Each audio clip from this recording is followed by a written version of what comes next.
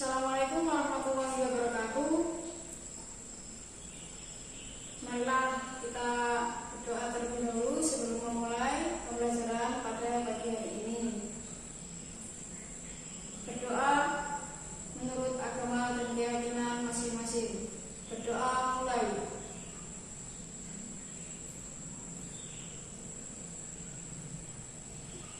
Selesai. Baik anak-anak, kita akan memulai pelajaran pada hari ini. Sebelumnya perkenalkan dulu, nama saya Nida Fayatul Amalia sebagai guru kalian di sini di mata pelajaran belajar dan pembelajaran. Apa yang harus kita pelajari? Kita harus mempelajari mengenai belajar dan pembelajaran.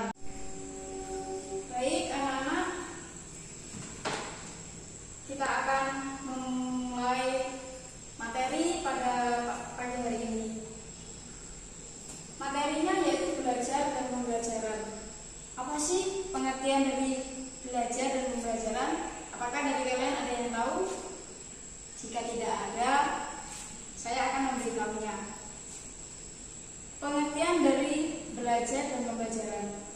Belajar adalah perubahan tingkah laku pada diri seseorang dan perubahan pemahaman dari hal yang tidak tahu, yang awalnya tidak tahu menjadi tahu, guna untuk menambah wawasan pada diri seseorang. Lalu apa sih pengertian dari pembelajaran? Pembelajaran yaitu proses interaksi antara pendidik dan peserta didik guna untuk mendorong peserta didik dan menambah wawasan serta meningkatkan skill ataupun pemahaman ataupun yang dapat dikuasai oleh peserta didik. Kemudian selain pengertian dari belajar dan pembelajaran, ada juga perbedaan dari belajar dan pembelajaran. Apa perbedaannya? Perbedaan belajar dan pembelajaran bisa ditinjau dari berbagai aspek. Bila ditinjau dari pengertian, perilaku, kemudian jenis kegiatan dan juga peran pelaku di dalamnya. Bila ditinjau dari pengertiannya, belajar itu kegiatan individu dalam memperoleh perubahan perilaku melalui interaksi dengan lingkungan ataupun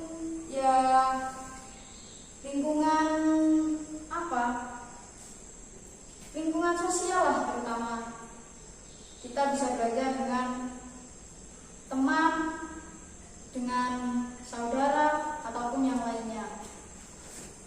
Itu yang perbedaan mengenai pengertiannya. Adapun pembelajarannya yaitu aspek kegiatan individu yang kompleks. Di dalamnya dapat merancang kegiatan belajar baik untuk diri sendiri maupun untuk orang lain. Selain itu, perbedaan belajar dan pembelajaran bila dilihat dari segi pelakunya. Belajar dilakukan oleh peserta didik, pelajar, mahasiswa, dan insan pendidikan lainnya, sedangkan pembelajaran dilakukan oleh pelajar, pengajar, atau pendidik dan pelaku lainnya yang mendukung terjadinya proses belajar. Kemudian perbedaan belajar juga dilihat dari jenis kegiatan belajar dan pembelajarannya. Belajar menerima dan mengolah informasi yang didapat, mengalami perubahan yang bersifat tetap, sedangkan pembelajaran lebih kepada upaya pengkondisian agar dapat terjadi belajar dengan baik. Kemudian dari peran pelakunya, maka belajar sebagai penerima yang dibimbing dan pembelajaran sebagai sarana prasarana kegiatan dalam belajar dan pembelajaran. Pembelajaran sebagai sarana kegiatan belajar mengajar. Untuk itu kita perlu belajar dan pembelajaran, karena dengan belajar dan pembelajaran tersebut kita menjadi tahu hal-hal yang kita belum paham ataupun belum mengerti sama sekali. Selain pengertian, kemudian perbedaan, adapun yang lainnya yaitu fungsi dari belajar. Apa fungsi dari belajar tersebut? Belajar dapat menambah ilmu pengetahuan untuk mengubah sikap dari negatif menjadi positif. Kemudian menanamkan konsep dan keterampilan siswanya ataupun peserta didiknya. Kemudian mengubah kebiasaan dari yang buruk menjadi kebiasaan yang lebih baik dari sebelum-sebelumnya. Selain itu, belajar juga mempunyai fungsi memiliki pandangan yang baru dari sesuatu hal. Kemudian fungsi pembelajaran itu untuk membantu peserta didik dalam melakukan proses belajar menjadi lebih baik. Seperti saya bisa membantu kalian, misalkan kalian tidak bisa menjawab pertanyaan ataupun menjawab soal, maka kalian bisa tanya kepada saya. Mungkin saya tahu dan bisa menjawab, maka saya akan menjawab dari pertanyaan kalian. Pembelajaran juga mempunyai fungsi mendorong dan mendukung tercapainya tujuan belajar. Apa tujuan belajar dari kalian? Misalnya ingin menjadi polisi, ingin menjadi guru juga. Itu merupakan proses dari pembelajaran antara peserta didik dengan pendidik. Kemudian meningkatkan kemampuan dan keterampilan peserta didik.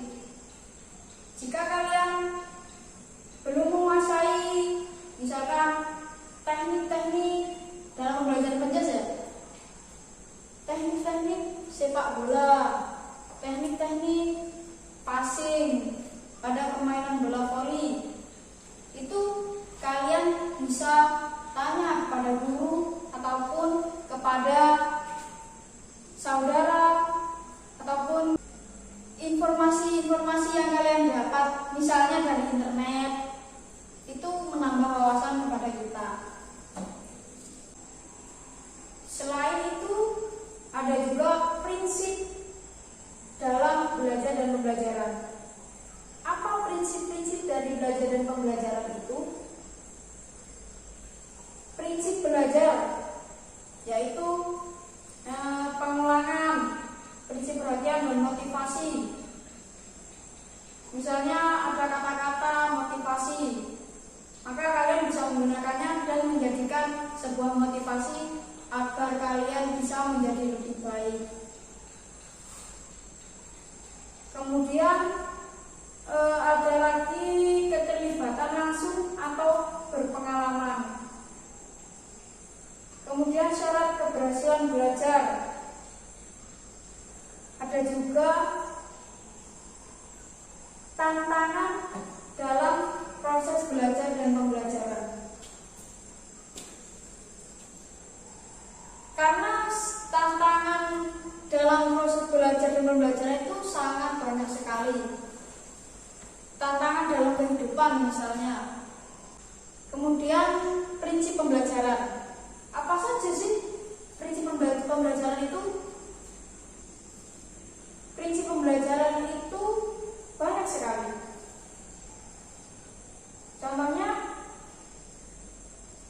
menyampaikan materi pelajaran. Seperti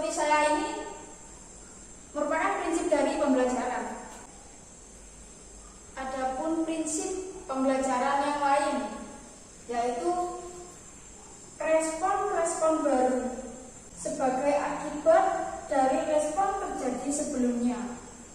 Kemudian ada lagi belajar akan lebih cepat, efisien, dan menyenangkan bila siswa diberi informasi tentang kualitas keterampilannya dan cara meningkatkannya. Contohnya itu kalian saya ajari keterampilan gerak ataupun keterampilan menggambar ataupun keterampilan seni yang lain. Kalian lebih cepat memahami hal tersebut, kemudian lebih bisa menangkap informasi yang kalian dapat. Itu merupakan prinsip pembelajaran. Karena guru itu sudah merasa berhasil mendidik dengan baik. Kemudian selain ada prinsip, pengertian, fungsi, dan perbedaan dari belajar dan pembelajaran, itu ada hukum dalam belajar dan pembelajaran. Hukumnya apa? Hukumnya ada hukum law of exercise. Apa itu law of exercise? Law of exercise itu hubungan antara perangsang dan reaksi diperkuat dengan latihan dan penguasaan. Kemudian ada law of effect. Apa itu law of effect? Yaitu bila hubungan antara stimulus dengan respon terjadi dan diikuti dalam keadaan memuaskan, maka hubungan itu diperkuat. Hubungan stimulus dengan respon, seperti yang saya jelaskan pada prinsip pembelajaran tersebut, hukum pembelajaran juga ada. Maksudnya itu saya dengan kalian itu merupakan hukum law of effect. Kemudian law of intensity, yaitu belajar memberi makna yang dalam apabila diupayakan melalui kegiatan yang dinamis. Ada lagi law of primacy. Selain dari yang saya sebutkan, materi-materi yang tadi itu, ada juga dalam belajar dan pembelajaran itu ada teori masing-masing. Teori dari pemahaman, agar kalian paham itu bagaimana, teori apa yang digunakan, itu ada namanya sendiri-sendiri. Ada dalam belajar dan pembelajaran itu ada teori namanya teori behaviorisme. Apa teori behaviorisme itu? Teori behaviorisme merupakan teori yang meyakini bahwa manusia dipengaruhi oleh kejadian-kejadian di dalam lingkungan yang memberi pengalaman tertentu. Teori belajar behaviorisme dapat dikatakan bahwa teori belajar yang lebih mengutamakan pada perubahan tingkah laku siswa sebagai akibat adanya stimulus dan respon tersebut. Lalu ada teori kognitivisme, biasanya disebut dengan teori kognitif, di mana teori ini tingkah laku seseorang ditentukan dengan pemahaman situasi yang berhubungan dengan tujuan. Teori kognitivisme merupakan kemampuan untuk secara lebih tepat mempresentasikan dunia dan melakukan operasi logis dalam representasi konsep yang berdasar pada kenyataan. Jadi lebih mengutamakan kemampuan yang nyata, maksudnya dalam hal-hal yang nyata. Selain teori kognitivisme ada juga teori Gaffney. Teori Gaffney itu teori yang memiliki perpaduan antara teori behaviorisme dengan kognitivisme. Kemudian ada teori psikologi sosial.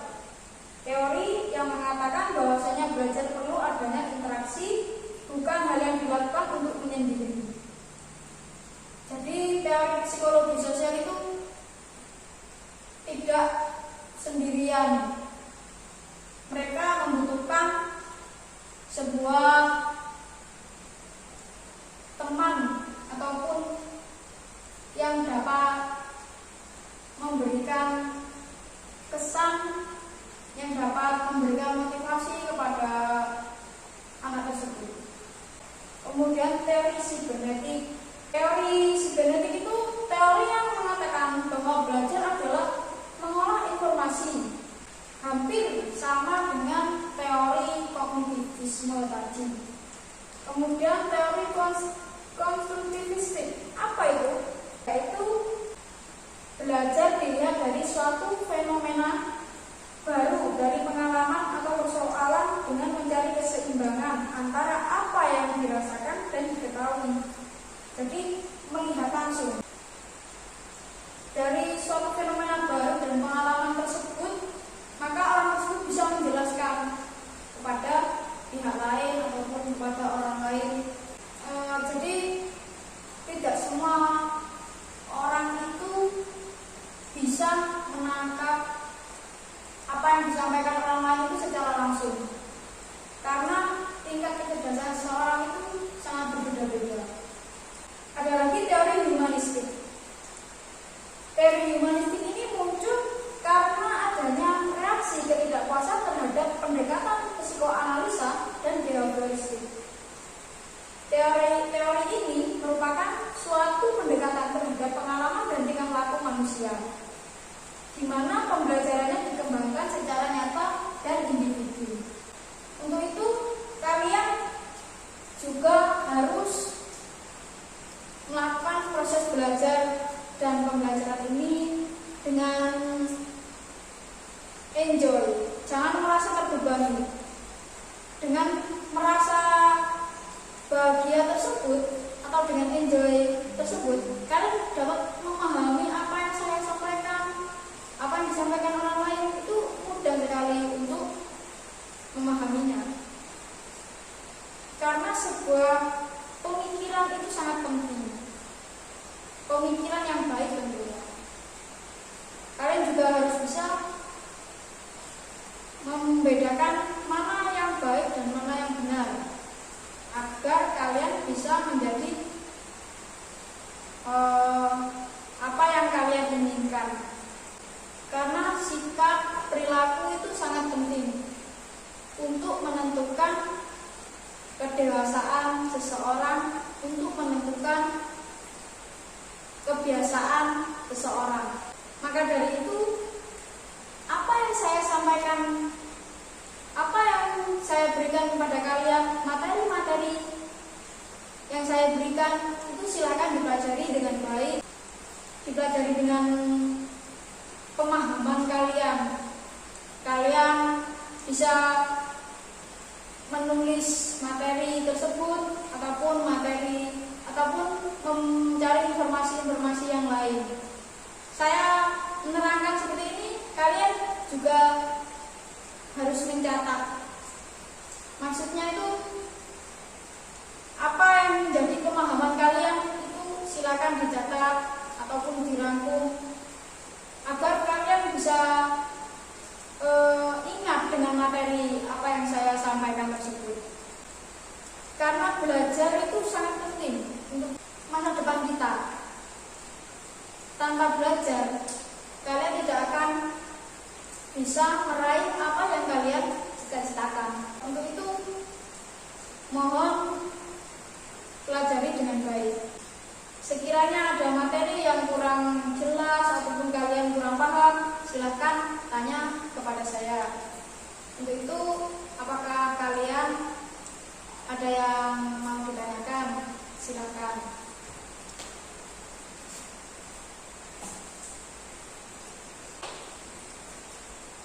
Jika tidak ada pertanyaan, maka saya akan mengabsen terlebih dahulu.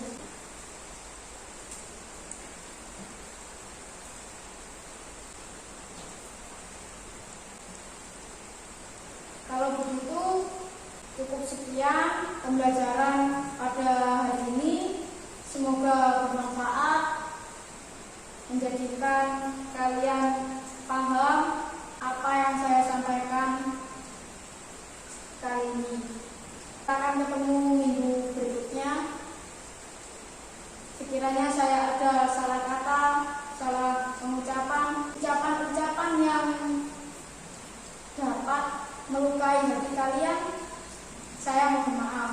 Karena manusia itu tidak luput dari kesalahan. Kurang lebihnya saya mohon maaf. Saya akhiri. Wassalamualaikum warahmatullahi wabarakatuh.